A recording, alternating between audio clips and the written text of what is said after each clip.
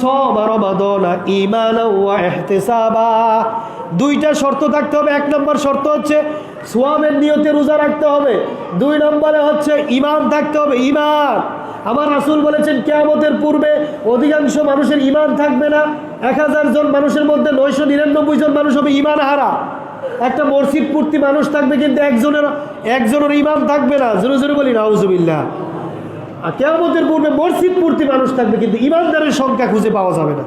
এই জন্য বলতেছেন রোজা রাখতে হবে। দুইটা শর্ত, এক নম্বরে সওয়াবের আশা থাকতে হবে, দুই নম্বর ঈমান থাকতে হবে। কি থাকতে হবে? ঈমান।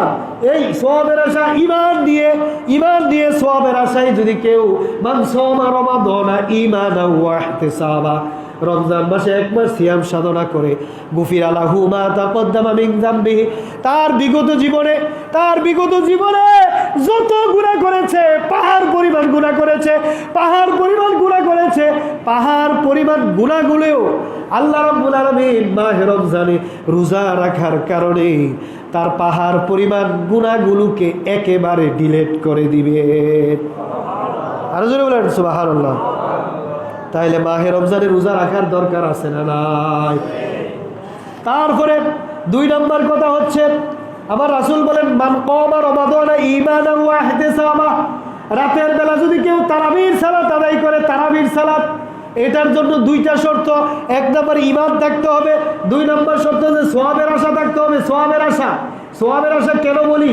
আমাদের মধ্যে অনেক মুসল্লি আছে সওয়াবের আশা আসে নাই। কিসের আশা? আরে দাড়িগুলো পেকে গেছে, চুলগুলো পেকে গেছে, মসজিদের পাশে বাড়ি, মসজিদে যদি না যায়, আজকে জুমার দিন, আজকে তারাবি চলতেছে, মসজিদে তারাবির সালাত চলতেছে, মানুষ কি বলবে? এরকম আছে না নাই? কথা আছে না? সওয়াবের আশা আসে নাই। সমাজের মানুষরা কি বলবে?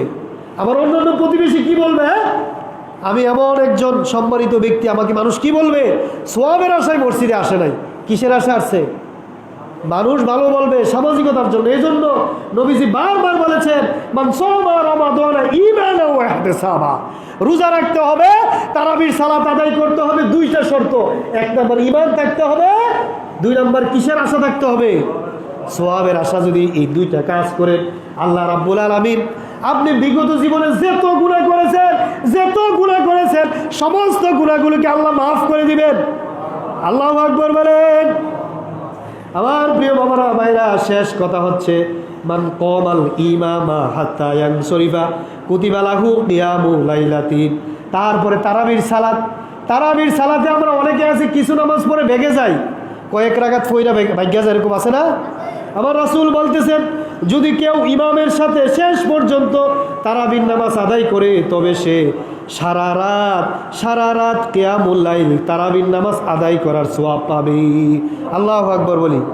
আরো জোরে আল্লাহু আকবার। ইমাম যত রাকাত পড়ে, ইমাম যদি 20 রাকাত পড়ে, আপনি যদি 20 রাকাত পড়ে, আপনি সারা রাত তারাবির নামাজ পড়লে যে সওয়াব পাইতেন, ওই ইমামের সাথে শেষ পর্যন্ত থাকার কারণে আপনি সারা রাত তারাবির সওয়াব পাবেন। জোরে জোরে বলি সুবহানাল্লাহ। তাহলে তারাবির নামাজতে ভাগ্য যাওয়া যাবে? ভাগ্য যাওয়ার কোনো সুযোগ, যদিও 8 রাকাতের কথা আছে, 8 রাকাতের কথা থাকলেও 20 রাকাতের গুরুত্ব বেশি। জোরে জোরে বলি সুবহানাল্লাহ। এই রমজান মাস হচ্ছে ইবাদতের মাস। এই ইবাদতের মাসে আপনি কেন নামাজ কম পড়বেন? বেশি পড়ার দরকার আছে না নাই? আল্লাহ রাব্বুল আলামিন আমাদেরকে 20 রাকাত তারাবির নামাজ আদায় করার তৌফিক দান করুন।